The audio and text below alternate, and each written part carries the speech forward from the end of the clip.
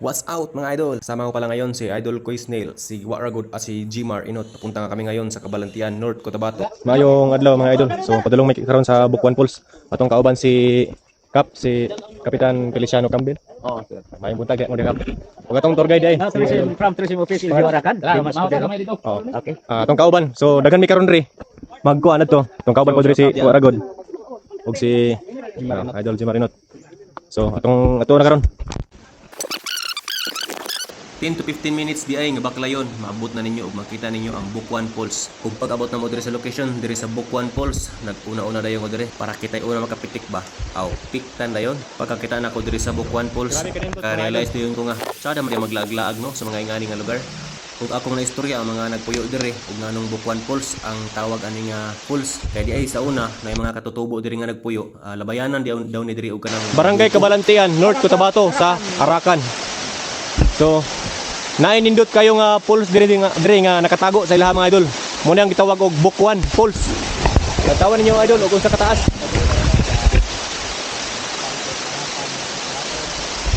Sir Jimas Di Hiwarakan.